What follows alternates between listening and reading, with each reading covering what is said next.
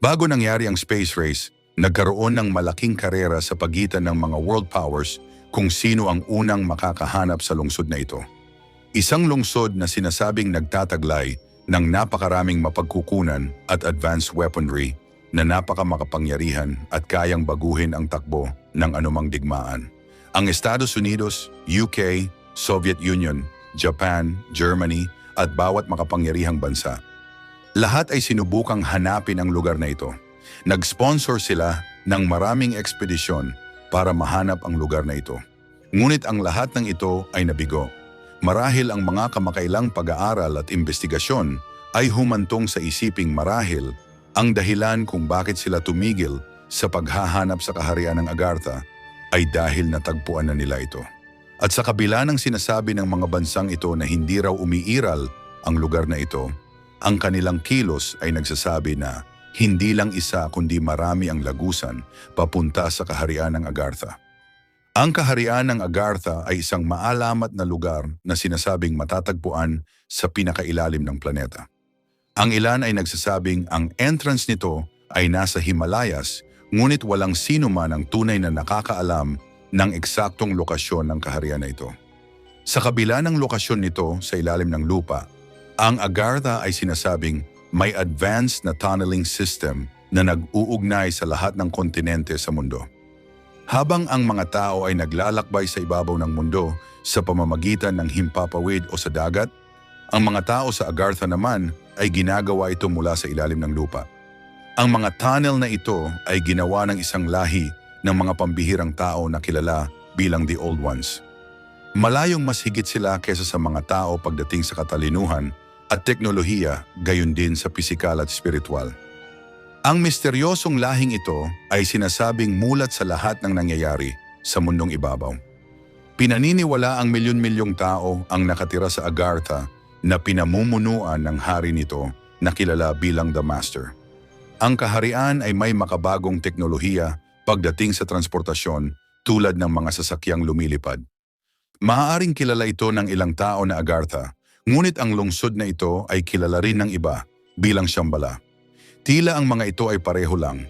Ang Agartha ay kaharian at ang Shambhala ay kabisera. Ngunit iniisip ng ilang mga tao na ito ay dalawang magkaibang lugar na maaaring tama rin sila. Sa isang sinaunang Mayan text na tinatawag na Popol Vuh, mayroong kwento tungkol sa Xibalba, isang sibilisasyon sa ilalim ng lupa.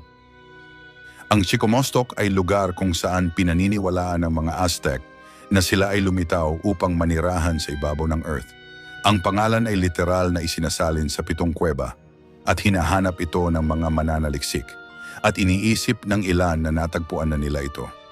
Ang subterranean realms at cavern spirits ay inilarawan din sa Africa at iba pang Native American tradition. Tinutukoy ito ng mga Sumerian bilang Kur na nangangahulugang espasyong walang laman o tahanan ng mga patay. Binansagan naman ito ng mga Babylonians bilang Irkala. Tinatawag itong Diyo ng mga Chinese at Yomi naman ang tawag ng mga Japanese dito.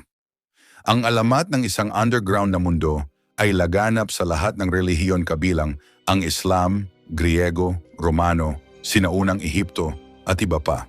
Ang kwentong ito ay laganap. At kahit ang Biblia ay may sinasabi tungkol sa isang mundo sa ilalim, sa Exodo 20 versikulo 4, sinabi ni Moises na huwag kang gagawa para sa iyong sarili ng isang banal na larawan na may anumang anyo na nasa langit sa itaas o nasa lupa sa ibaba o nasa tubig sa ibaba ng lupa. At maraming pang mga kwento tungkol sa isang mundo sa ilalim ng lupa. Hindi ito malaking bagay kung isa o dalawang relihiyon lang ang nagkakasundo tungkol dito. Ngunit kung halos lahat ng kultura sa mundo ay nagsasalita tungkol sa isang mundo sa ilalim ng Earth, kailangan itong bigyan ng pansin. Maraming kultura mula sa mga Hindu, Budista, tribo ng katutubong Amerikano, Celt at iba pa. Lahat ay naghahatid ng katulad na kwento ng mga pinagmulan ng mga tao, mga mythical na lahi, o kahit na mga Diyos na naninirahan sa malalalim na kuweba na malayo sa ating mundong ibabaw. Isa sa mga pinakaunang referensya sa isang mundo sa ilalim ng lupa ay nagmula sa mitolohiyang Hindu, na nagkukwento tungkol sa Patala, isang kaharian sa ilalim ng lupa na pinaninirahan ng mga nilalang na parang ahas na tinatawag na nagas. Ito ang tinatawag ng ilang mga tao bilang lizard people. Ang patala ay madalas na inilalarawan bilang isang paraiso na may advanced na teknolohiya at mahusay na karunungan. Gayunpaman, ang konsepto ng Shambhala ay ipinakilala sa mga Buddhist tradition, lalo na yaong nagmula sa Tibet. Ang Shambhala ay inilarawan sa mga turo ng Tibetan Buddhism, ang Kalachakra bilang isang kaharian kung saan lilitaw ang isang hari sa hinaharap upang tulungan ang sangkatauhan sa panahon ng matinding kaguluhan na umaayon sa ideya ng Agartha bilang pinagmumulan ng tunay na karunungan at kaligtasan. Bilang karagdagan sa pagkakaroon ng populasyon na hindi bababa sa 20,000 katao, noong panahong itinayo ang lungsod, mayroon din itong kasaysayang geopolitical na nakadokumento sa sinaunang panitikang Budista na kilala bilang Kalachakra Tantra. Bukod pa rito, inaakala na ang parehong sibilisasyon ay inilalarawan ng pre-Buddhist na relihiyon ng Tibet na kilala bilang Bon. Kahit na karamihan sa mga Buddhist sa modernong panahon ay naniniwala na ang Shambhala ay naninirahan sa isang purong espiritual na lugar, maliwanag na sa maraming mga sinaunang tradisyon at turo, ang Shambhala o Agartha ay itinuturing na isang pisikal na lugar na madaling mapuntahan. Ayon sa Bon, ang gateway sa sibilisasyong ito ay matatagpuan sa kanluran ng Mount Kailash. At kung alam mo ang tungkol sa Mount Kailash, malalaman mo kung gaano ito katotoo. Ngunit sino nga ba ang mga Agarthan at paano sila nakilala?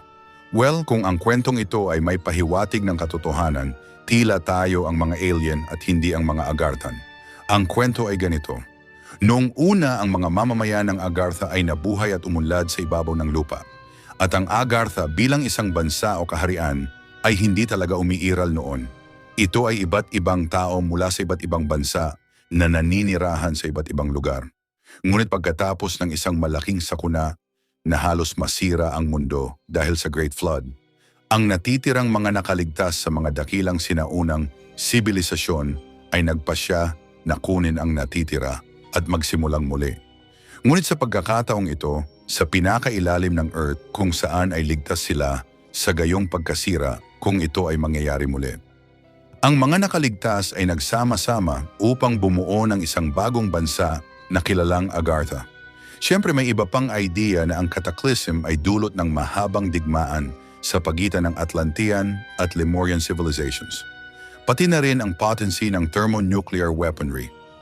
Kung iisipin natin na sa halip na magpaputok ng baril o gumamit ng airstrike, patuloy silang gumamit ng mga bombang nuklear na sa huli ay naging dahilan sa paglubog at pagkasira ng dalawang maunlad na sibilisasyong ito. Ang ilan ay naniniwala na ang Sahara Desert, ang Gobi Desert at ang Australian Outback ay ilan sa mga halimbawa ng pagkawasak na nagmula sa digmaan.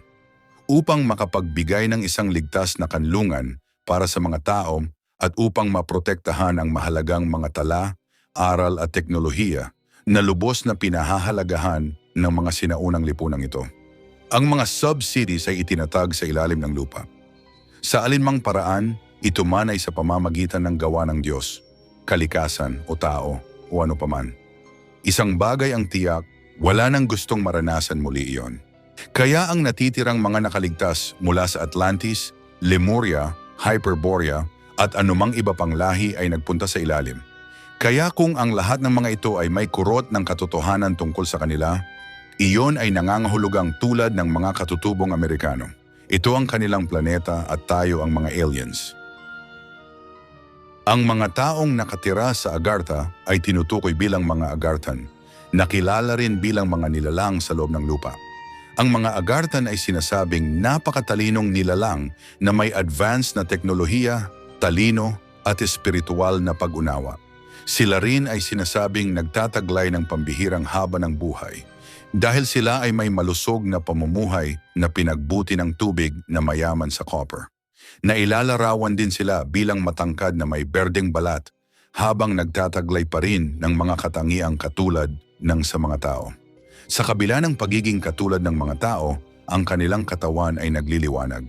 Nakasuot sila ng simple ngunit eleganteng damit. kung minsan ay may kasamang mga simbolo at disenyo na nagpapakita ng kanilang advanced na kultura at kaalaman. Ang mga Agarthan ay inaakalang tahimik, enlightened, at kaayon ng natural na mundo. Ang pangangalaga sa kapaligiran, ang pagtataguyod ng kapayapaan at pagkakaisa sa lahat ng aspeto, at ang paggabay sa sangkatauhan tungo sa pagkakaroon ng sustainability at well-being ang mga nakasaad na layunin ng kaharian na ito. Bilang resulta ng kanilang napakalakas na psychic talent, inaakala na ang mga Agarthan ay maaaring manirahan sa parehong pisikal at espiritual na mga kaharian. Ito ay nagbibigay daan sa kanila na makipag-usap sa ilang mga tao at iba pang mga nilalang. Napakagandang kwento ito kung iisipin. Ngunit paano kung sabihin ko na hindi lang ito kwento? Napakaraming paniniwala na totoo nga ang Agartha na ang Estados Unidos, Soviet Union, Germany, Russia at UK ay pinunduhan ang mga ekspedisyon patungo sa pagtuklas ng Agartha. Ang Soviet Union sa kabuuan ay sumasaklaw ng 22.4 million square kilometer na may 15 bansang naniniwala sa Agartha. At nang matunaw ito noong 1991, ang pinakamalakas at pinakamalaking bansa na Russia ay nagpatuloy pa rin sa paniniwalang iyon. Kaya sa mga makapangyarihang bansa at pinuno, ang Agartha ay hindi isang kwento lang. Ito ay totoo at hahanapin nila ito sa anumang paraan. Noong 1923, sina Nicholas at Helena Roerich, bihasang mag-asawa, ay naglakbay sa kaibuturan ng Tibetan Himalayas na pinunduhan ng mga Amerikanong sponsor. Ang katotohanan sa paglalakbay na ito ay nababalot pa rin ng mga kontrobersya at misteryo. Ang nakatutuwang bagay ay ang mga Roerich ay kilala talagang naniniwala sa kwentong Agartha. Hindi nila itinago ang kanilang paniniwalang ito at ang paghahanap sa Agartha. Disyembre ng 1923 nang mapunta si Nicholas Roerich sa Darjeeling, British India. Ang Darjeeling ay isang lungsod ng mga plantasyon ng tsaa at Buddhist monastery na matatagpuan sa panan ng Eastern Himalayan Mountains. Kahit papaano ay nakumbinsi niya ang mga lokal na autoridad na nagsasagawa siya ng archaeological expedition para idokumento ang sining at kultura ng Central Asia. Ngunit ito ay isang kasinungalingan dahil ang malaking bilang ng katibayan kabilang ang kanyang mga notebook at mga guhit, pati na rin ang mga kakaibang pangyayari na naganap sa kabuuan ng kanilang paglalakbay ay naghahayag na ang tunay na layunin ng mga Roerich ay upang mahanap ang pasukan sa Agartha. Bilang karagdagan kay Nicholas, ang kanyang asawang si Helena, ang kanilang anak na si George, at isang grupo ng 6 na associate ay kasama sa paglalakbay na ito. Ang ekspedisyong ito ay aabot ng 5 taon, 21,000 talampakan ng elevation, 35 mountain crossings at 15,000 milya ng mga hindi pa natuklasang daanan. At sa oras na ito ay matapos, 5 sa kanila ay umuwi bilang mga bangkay. Hindi lamang iyon, dahil ang mga espiya mula sa UK at Soviet Union at maging ang mga espiya ng Amerika ay sumusunod kay Roerich, umaasa na siya ang magdadala sa kanila sa lungsod na ito. Sa panahon ng kanilang paglalakbay, gagamit si Nicholas ng 2 natatanging notebook para idokumento ang kanyang paglalakbay. Isa sa mga libro ay purong scientific at logical. Dahil ito ay isang ekspedisyon, kakailanganin mong i-record ang mga bagay na pwedeng magamit ng iba. Ang iba pang libro ay esoteriko. Malamang na ito ang kanyang diary kung saan malaya niyang ikinukwento ang mga kakaibang bagay na nakita niya, ang mga panaginip niya at iba pang kakaibang mga pangitain. Dito siya umusbong bilang isang pintor at gumuhit ng higit sa 500 mga painting tungkol sa kanyang pananaw at karanasan sa Himalayas. Sa pamamagitan ng kanyang diaries, makikita natin ang ilan sa mga pagsubok na kanilang kinaharap. Tulad ng matinding hangin, mga caravan looters, at maging ang mga makamandag na damo na pumatay sa kanilang mga kabayo. Sa paglipas ng panahon at sa mas lalo niyang pagpupursige sa paghahanap ng Agartha, mas nasasaksihan niya ang mga bagay na hindi maipaliwanag. Ang hiwaga ay nagsimulang mai-record sa mga nakitang kakaibang ilaw at apoy na nagaganap sa ibabaw ng kanilang kampo.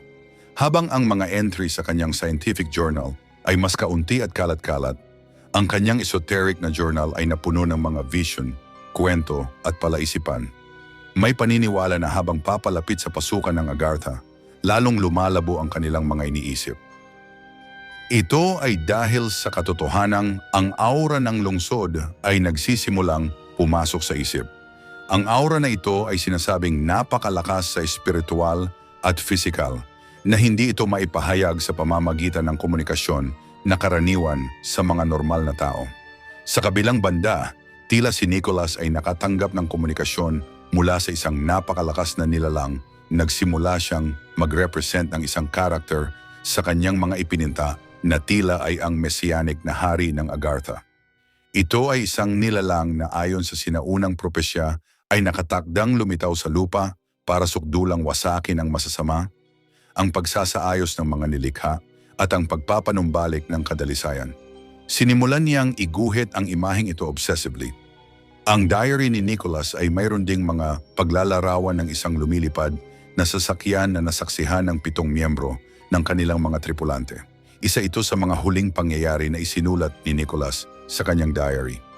Ang katotohanan na ang insidenteng ito ay naganap 24 na taon bago ang publiko ay nagsimulang magkaroon ng interes sa mga UFO.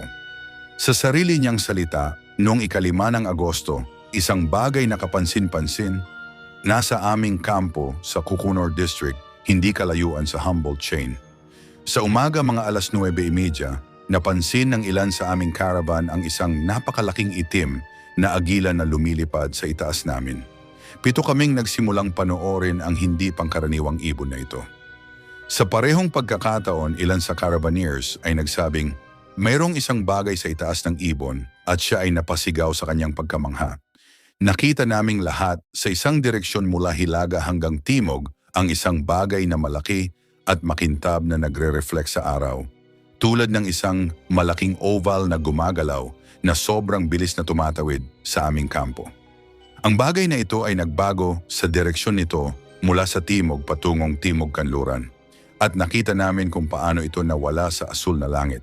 Nagkaroon pa kami ng oras upang kunin ang aming mga salamin at kitang-kita ang isang hugis itlog na anyo na may makintab ang ibabaw. Isang bahagi nito ay kumikinang.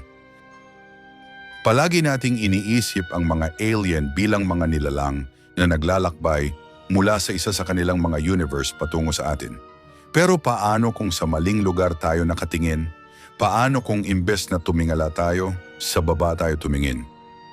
Maraming ulat noong 2nd digmaang pandaigdig ng mga UFO na nagmumula sa ibaba, kadalasan mula sa dagat, at kung minsan ay pumapasok sa dagat.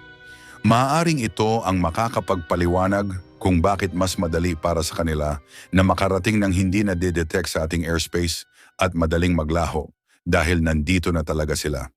Sa gayon sinasabing nagtataglay ang Agartha ng anti-gravity na teknolohiya upang lumikha ng mga lumilipad na makina na malayang gumagalaw sa himpapawid sa hindi kapanipaniwalang bilis na hindi nahahadlangan ng gravity ng Earth.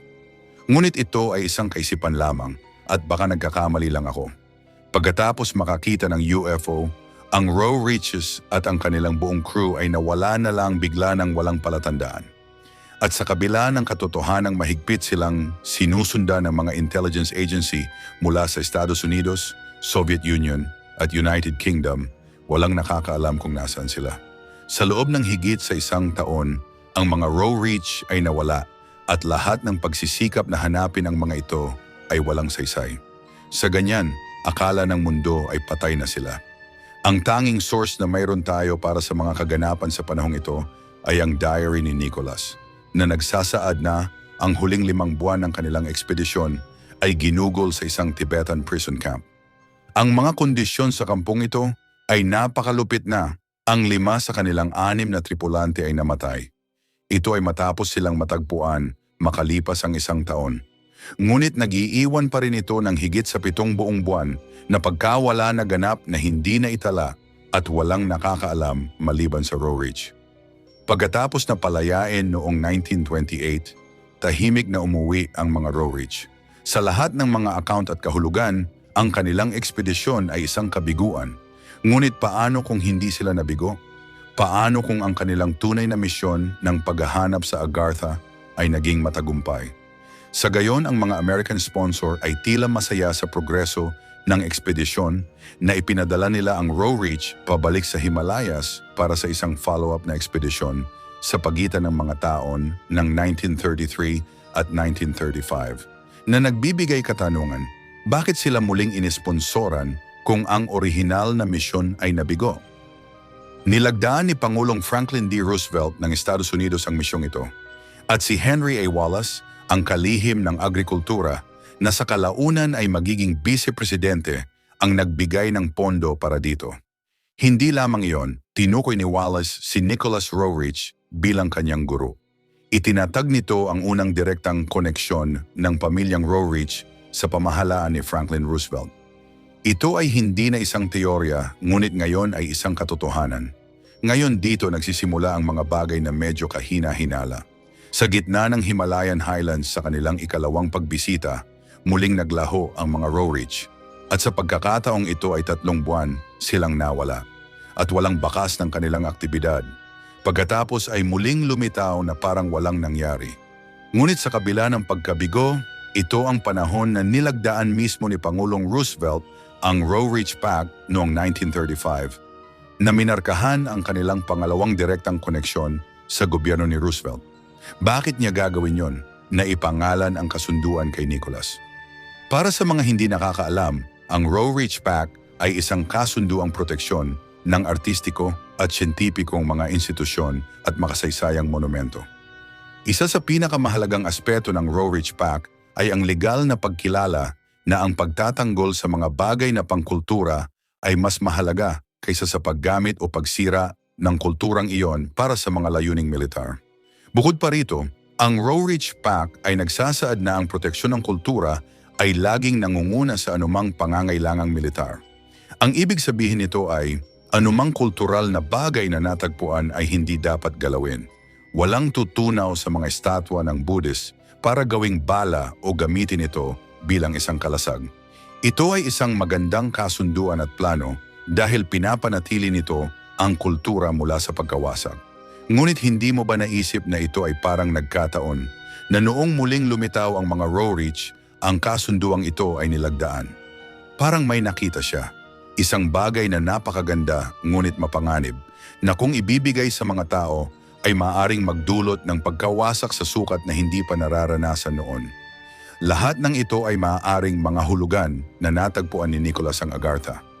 Ang mga iskolar ng modernong Russia at ang unang bahagi ng ika-20 siglo na kasaysayan ay sumulat ng napakahaba kung gaano kalalim ang pamumuhunan ng gobyerno ng Russia tungkol sa mga posibleng mapagkukunang hawak ng Agartha. Ang mga mystical na sandata at mapagkukunang ito ay naging malaking interes sa lumalaking kapangyarihan sa daigdig. Kabilang ang Russia, Britain, Germany at United States of America. Ang propesiyang ito ay literal na kinuha ng ilang maimpluwensyang opisyal, kabilang ang ngayong pangalawang Pangulo ng Estados Unidos na si Henry A. Wallace. At mula sa Russia, ang kilalang si Gleb Bokyai, ang pinuno ng Soviet Secret Police, isang tao na nahuhumaling sa okultismo at partikular sa mga supernatural na aspeto ng Budismo. Personal na tinawid ni Bokyai ang taluktok ng Himalayan sa paghahanap ng Agartha, ngunit nabigo itong mahanap. Nag-organisa din siya ng malawakang ekspedisyon upang mahanap ang nakatagong kaharian na nabigo din. Bilang karagdagan, si Bokyai ay nagpatakbo ng isang lihim na laboratorio kung saan ang mga Budistang espiritual na pamamaraan ay pinag-eksperimentuhan sa pagsisikap na lumikha ng perpektong komunistang tao. Si Gleb Bokyai ay nagkaroon ng matinding interes sa pagtuklas ng nakatagong kaharian upang makuha ang kaalaman, teknolohiya at mahiwagang armas na nilalaman nito. Nilayon niyang gamitin muli ang mga mapagkukunang ito para sa layunin ng pagkamit ng layunin nito na dominahin ang mundo at makamit ang kaluwalhatian para sa bagong itinatag na Soviet Union. Ang lalaking ito ay may kinalaman sa mga Roerich at nag-spy sa kanila. Ngayon naiintindihan ko na ang ilan sa inyo ay maaring may kritisismo sa Roerich, lalo na't sila ay kilala bilang mystics. Ang ideya na hanapin ang Agartha ay ibinigay sa kanila sa pamamagitan ng isang psychic meditation medium. Kaya naiintindihan ko ang iyong pagdududa. Kaya naman itong kwento ng susunod nating panauhin ay mas kapani-paniwala. Ang tinutukoy ko ay walang iba kundi si Admiral Richard E. Byrd. Si Admiral Richard E. Byrd ay isa sa mga mahusay na opisyal sa US Navy. Siya ang tanging tao sa kasaysayan na nagkaroon ng 3 ticker tape parade sa New York City. Isa noong 1926, 1927 at 1930 na ibinigay sa kanyang karangalan. Isa rin siya sa 4 na American military officers sa kasaysayan na may karapatang magsuot ng medalya na may sariling niyang imahe dito. Pagdating sa accomplishments, authenticity at awards, walang katulad si Richard E. Byrd. Ngunit ang pinaka-nagpasikat kay Byrd ay ang kanyang mga ekspedisyon. Ginalugad niya ang mga lugar na hindi kayang puntahan ng iba. Ang layunin ni Byrd ay palaging maging una sa lahat. Ang katotohanang nagkaroon siya ng napakaraming unang parangal na nauugnay sa kanya ay maaaring dahil sa katotohanang ito ay isang bagay na naisip niya bilang isang obsesyon. Halimbawa, sa edad na 41, siya ang naging una at pinakabatang admiral na umiral. Ito ay tulad ng isang portfolio upang ipakita sa inyo kung gaano kalohikal at pragmatic ang taong ito. At mismo siya ay naka-encounter ng bagay na hindi niya maipaliwanag. Si Admiral Richard Byrd ay nakipag-ugnayan sa mga Agarthan sa panahon ng kanyang misyon sa Antarctica. Ang mga PDF ng kanyang lihim na diary ay umiikot sa nakalipas na ilang taon na di umano'y nagtala ng kanyang encounter noong unang bahagi ng 1947. Si Byrd ay nasa Antarctica noong panahong yon para sa Operation High Jump na siyang pagtatatag ng isang American research base. Habang lumilipad si Byrd sa nagyayalong kapaligiran, nagsimulang mag-malfunction ang kanyang mga instrumento. At noong una, nag-aalala siya na baka bumagsak ang kanyang eroplano, ngunit kahit papaano ay kusang umaandar ang eroplano. Hindi lang iyon, nakakita siya ng berdeng kagubatan sa gitna ng mga bulubundukin na nababalutan ng niyebe. Ang lugar ay natatakpan ng yelo at niyebe, at sa sumunod nakita niya ang isang magandang lugar na berdeng-berde, magagandang kagubatan sa paligid. Biglang na-hijack ang radyo niya ng mga hindi niya kilala. Kinokontrol ng mga Agartha ng kanyang radyo, nakipag-usap sa kanya habang kinokontrol din nila ang kanyang eroplano. Nilapag nila siya at inanyayahan siya sa subterranean city. Inilarawan niya ang lungsod na ito bilang isang malawak na metropolis, kumikinang sa mga kulay ng bahaghari, napakaganda at kamangha-mangha kung ilalarawan, at nabuo ang lugar sa isang malakristal na sangkap. Dinala siya sa kanilang pinuno na kilala bilang The Master. At habang nag-uusap sila, isiniwalat niya ang ilang nakakagulat na katotohanan. Hinayaan ng The Master na bumalik si Byrd upang balaan ang mga tao sa ibabaw tungkol sa digmaang nagaganap. At kung lahat ay patuloy na maglalaban, walang planetang titirahan ang bawat isa at kahit pa ang hayop. Ang Hiroshima bombing ay isang wake-up call na gumimbal sa lahat. Nagulat at namangha si Byrd. Nang siya ay bumalik at ibinigay ang kanyang ulat sa kanyang mga nakatataas, siya ay inutusan na huwag nang magsalita muli tungkol sa kanyang karanasan sa sinuman. At hindi nga siya nagsalita, ngunit kailangang malaman ng mundo kung ano ang kanyang nakita. Misteryosong namatay din ang anak niya. Bukod kay Admiral Byrd at sa hanay ng mga karanasan ng mga Roerich, isa pang dahilan kung bakit naniniwala ang mga tao sa Agartha ay dahil sa isang teorya na sinasabi din sa science na nagbigay ng mga katotohanan at datos ang teorya ng Hollow Earth. Ang paniwala na ang Earth ay hollow ay hindi na bago. Kahit si Dante ay inilarawan ang planeta sa ganitong paraan sa kanyang tulang Inferno o ang The Divine Comedy noong ika-14 na siglo.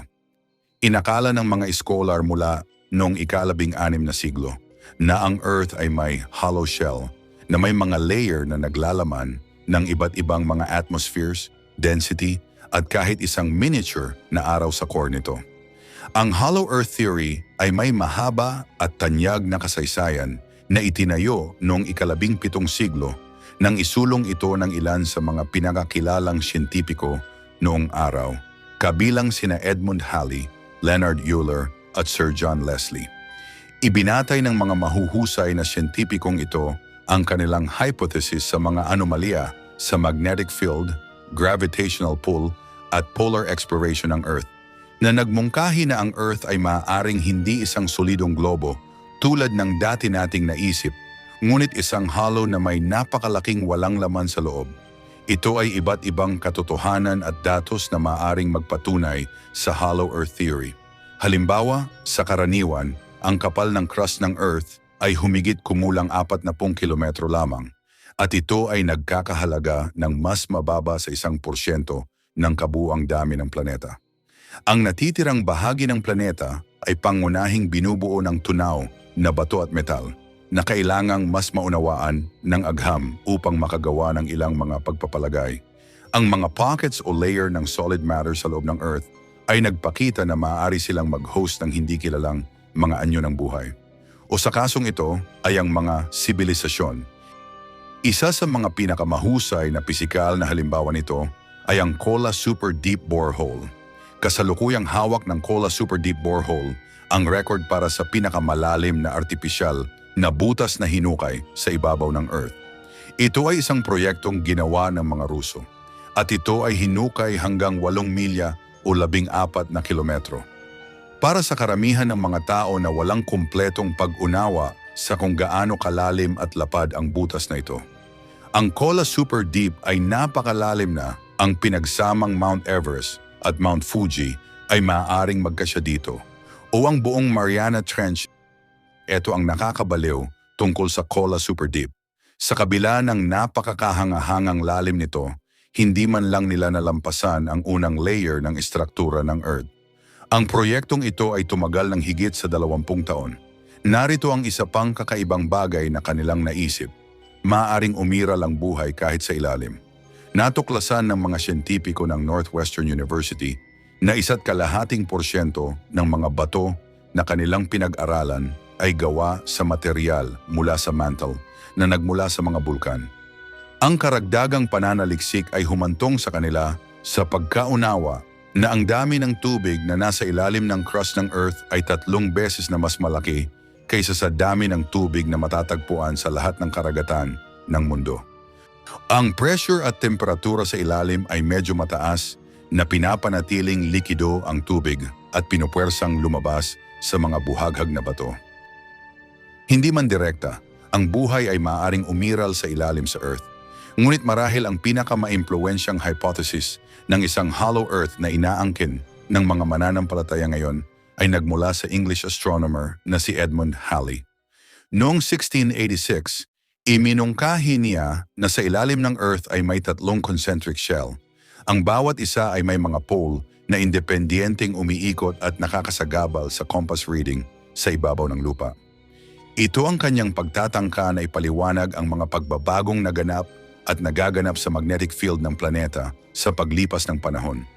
Naniniwala siya na ang bawat isa sa mga nested layer na ito ay malamang na tinitirhan. At ang mga anyo ng buhay na naninirahan dito ay pinangangalagaan at sinusuportahan ng hindi kilalang source of light. Ngayon ay isang bagay kay Halley na mag-isip tungkol sa kailaliman ng Earth. Ngunit ito ay isang ganap na kakaibang bagay para sa isang eccentric American trader na kilalang si John Cleave Simes Jr. upang maghanap sa kalaliman. Hindi lamang naniwala si John kay Halley, ngunit hinahangad niyang patunayan na tama siya. Ang Circular Number 1 ay inilabas niya noong 1818 at naglalaman ito ng parehong salaysay ng kanyang mga ideya sa Hollow Earth Theory, pati na rin ang isang pangako ng aksyon kung saan sinabi niya na, "Ipinapangako ko ang aking buhay sa pagsuporta sa katotohanan at handa akong tuklasin ang hollow kung susuportahan at tutulungan ako ng mundo sa gawaing ito." Habang si Halley ay hindi kailanman nagmungkahi ng daanan papunta sa mga nether region, iginiit ni Sims ang ideya ng mga lagusan sa North at South Poles na nagbibigay ng access sa isang mainit at mayamang lupain na puno ng mga gulay at hayop kung hindi man mga tao. Sa kanyang kwento, ang mga butas na ito ay umabot ng libu-libong milya at malumanay na kurbada upang makapaglayag ng hindi napapansin ang transisyon ng pagbabago ng lugar. Na di umano ay nangyari kay Admiral Byrd. 1 minutong lumilipad siya at sa sumunod na pagkakataon ay napadpad siya sa mundong hindi niya may paliwanag. Ang kanyang mga teorya siyempre ay sinalubong ng pangungutya at ang kanyang pag-asa na magkaroon ng ekspedisyon na pinunduhan ng gobyerno ay hindi kailanman natupad. At hanggang ngayon ay walang nakakaalam ng pasukan tungo sa Hollow Earth na kinaroroonan ng mga Agarthan. May mga naniniwala pa rin na ang pasukan sa Agartha ay nasa South Pole at North Pole. Ang mga polar region na ito ay kabilang sa mga pinakamisteryoso at hindi kilalang mga rehiyon sa ating planeta sa ilang kadahilanan. Ang aurora, magnetic deviations, mainit na hangin, mirage at openings sa mga yelo ay ilan sa mga hindi pangkaraniwang phenomena at abnormalidad na naiulat na nangyari sa mga lugar na ito. At habang ang North at South Pole ay malakas na contenders para sa pasukan sa Agartha, may mga ideya na mayroong sa katunayan maramihang mga pasukan. Sa paglipas ng mga taon, maraming mga akda at paniniwala ang naglagay ng ideya na mayroong maraming pasukan sa Agartha. Ang sikat siyempre ang North at South Poles. Ang pangalawa ay ang Mount Shasta na matatagpuan sa California sa Estados Unidos. Ang Agartha ay madalas na tinutukoy na may entrance na matatagpuan sa Mount Shasta, na isang bulkan na bundok na matatagpuan sa Northern California. Ang bundok ay natural na iginagalang ng mga katutubong Amerikano sa napakatagal na panahon at na-link sa isang bilang ng mga supernatural na pangyayari na hindi may paliwanag. May mga teorya na ang panloob na mundo ng Agartha ay maaabot ng mga subterranean tunnel at mga daanan na matatagpuan sa ilalim ng Mount Shasta. Ang mga Lemurians na binanggit ko kanina ay pinaniniwala ang gumawa ng bundok na ito at ang perpektong nabuong lagusan na kanilang tahanan.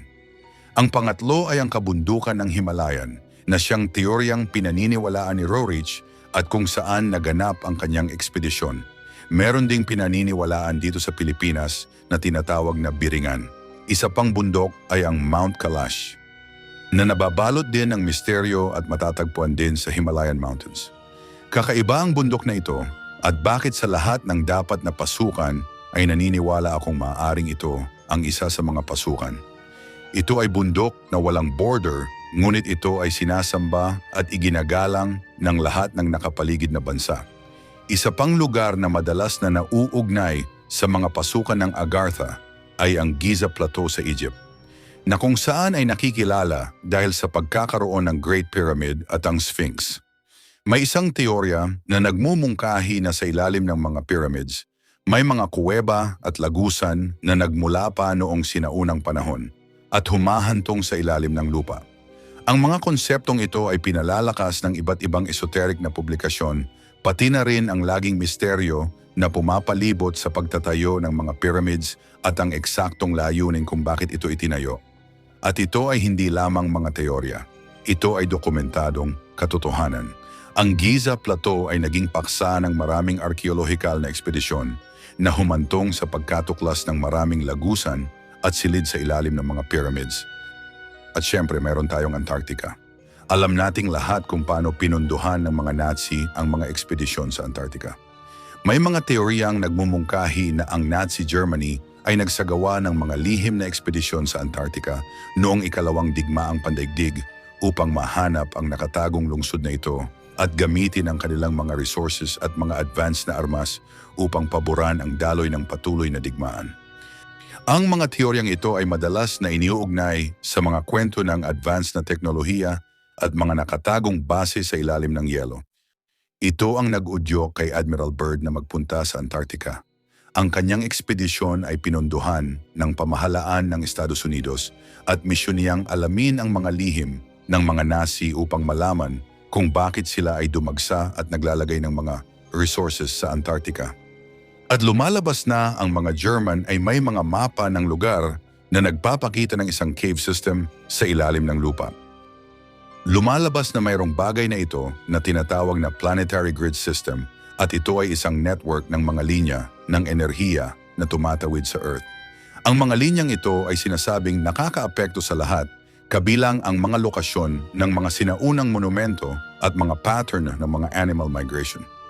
Noong 1920, natuklasan ni Alfred Watkins na ang mga sinaunang lugar ay lumilitaw na nakahanay sa mga tuwid na daanan. At tinawag niya ang alignment na ito bilang ley lines. Para gawing simple, sinasabi niya na ang mga pyramids ay hindi basta-basta itinayo lang. Ito ay ginawa sa estratehikong paraan. Ang Stonehenge din ay ganap na nakaayos. At marami pang iba. Ang lahat ng ito ay plinano at ang lokasyon ay pinili para sa mga sinaunang monumento. Bagaman ang ilan ay ibinasura ang kanyang hypothesis bilang isang nagkataon lang, ang iba ay nagsimulang makita ang isang pattern na konektado sa heograpiya ng Earth. Lumalabas pa nga na ang bawat pasukan ng Agartha ay nagkataon lang na bumagsak sa mga ley lines na ito ng perpekto. Tila napakaraming resources at manpower ang ginamit para sa mitolohiyang ito. Hindi ito magiging gayon maliban kung sigurado sila sa isang bagay na konkreto. Pero nag-e-exist nga ba ang Agartha? Bago ko sabihin kung totoo ba o hindi, kailangan ko ring magbigay ng tamang dahilan kung bakit ipinaglalaban ng mga kritiko ang ideya na umiiral ito. Una, walang patunay. Walang nagbigay ng pictorial proof o video na ebidensya para ipakita na ang Agartha ay umiiral. Lahat ng account ay walang kasiguraduhan at hindi iyon sapat na patunay. Ang masama pa, ang ilang mga tao, ang ibig kong sabihin ay yung mga mystics at spirituals, ay nagsasabi na habang ang Agartha ay umiiral, ito ay sa isang espiritual na lugar. Maaari mo lamang itong ma-access sa pamamagitan ng matinding meditation o espiritualidad. Gayunpaman sa mga sinaunang teksto, may sinasabing ang Agartha ay nandito mismo sa Earth. So alin ang totoo? Espiritual o pisikal? Sa totoo lang walang nakakaalam.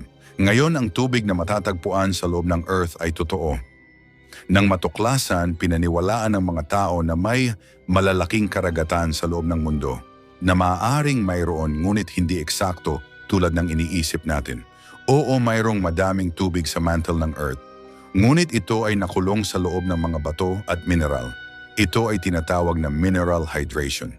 At ito ay isang magandang paraan upang panatilihin ang tubig sa isang tuyong kapaligiran. Halimbawa, ang ibabaw ng buwan ay natatakpan ng tubig. Nakahalo lang ang tubig sa lupa doon. Kaya ang tubig sa loob ng lupa ay totoo, ngunit hindi nga lang halata. Malalaman din natin kung ang Earth ay hollow. Ang mass density at gravity ng ating mundo ay magiging ibang-iba. May mga pag-aaral, mga test na may mga seismic wave, data mula sa mga boreholes, at iba pang mga paraan na naging dahilan upang makarating tayo sa konklusyong ito. Ang gravity ay isang mahalagang puwersa na nagpapanatili sa atin sa lupa at ang buwan sa orbit nito. Mayroong ugnayan sa pagitan ng mass ng isang bagay at ng gravitational attraction nito. At ang gravitational pull ng Earth ay lubos na nauunawaan ng may accuracy na maaring masukat sa ilang decimal places. Sa makatuwid ay karaniwang kaalaman na ng mga tao na ang mass ng mundo ay napakalaki. At ang mass na ito ay sadyang napakalaki para maging hollow. Mayroon ding mga seismic wave na nalilikha ng lindol at nuclear testing. At ang mga wave na ito ay gumagalaw sa loob ng lupa. Gayunpaman, ang bilis ng paglalakbay ng mga wave na ito ay nag-iiba depende sa uri ng material na dinadaanan nito. Ang tagal ng oras na kailangan ng mga wave na ito na maglakbay tungo sa listening post ay ginagawang posible para sa atin na matukoy ang mga layer na naroroon sa loob ng Earth. Ang konklusyon na maaaring makuha mula sa lahat ng ito ay ang seismic wave ay magiging makabuluhang naiiba kung ang Earth ay hollow. Aminin ko na maraming bagay ang hindi pa natin alam, sapat pa rin ang kaalaman natin para sabihing hindi hollow ang ating Earth. Hanggang sa dumating si Galileo Galilei upang patunayan na nagkamali tayo sa mga nakasulat at mga dokumentadong katotohanan. Ang isang bagay tungkol sa kwentong ito na ikinagulat ko ay kung gaano kahusay ang pagkakaugnay ng mga teoryang ito. Nakikita ko kung bakit maraming tao ang nagiging believers. Ito ay tulad ng kung paano nagkaroon ng kwento ng baha sa Biblia na noong una ay pinabulaanan ng siyensya, ngunit ngayon ay nakakita tayo ng patunay na ang mundo ay nalubog sa tubig. Ngayon ay mayroon tayong iba't ibang kultura na pinag-uusapan ng isang mundo na nasa ilalim ng lupa. Kahit ang mga entrance sa Shambhala o Agartha ay puno ng misteryo na kahit ang gobyerno ay hindi maipaliwanag. O kung bakit pinunduhan ng gobyerno ang mga raw-rich at pinaniwalaan ang mga ito. At hindi lamang sa Estados Unidos, ngunit karamihan sa mga world powers. At kung paano nagkataon na kailangan nilang lumikha ng Roerich Pact upang maiwasan ang paggamit ng mga kultural na bagay para sa digmaan. Kahit ang Antarctica ay may pact na pumipigil sa mga tao na manirahan o bumisita doon. Ibig kong sabihin ay maaari kang bumisita sa Antarctica ngunit sa isang guided tour lamang. At medyo nagkataon din na ang mga lugar na ito na binanggit bilang dapat na lagusan sa Agartha ay binabantayan ng militar at ng gobyerno. Salamat sa panonood. Kung nagustuhan mo ang video na ito, huwag kalimutang i-like at i-share para mas marami pang makaalam sa misteryong ito. At kung mahilig ka sa mga kwentong kababalaghan, conspiracy, at mga hiwagang hindi pa nalulutas, mag-subscribe na sa Pinoy Myth at i-click ang notification bell para updated ka sa ating susunod na video. May mga teorya o kwentong gusto mong talakayin natin? I-comment mo lang sa ibaba. Hanggang sa susunod, manatiling mapanuri at huwag matakot sa hindi pa natin nalalaman. Kita-kits sa susunod na misteryo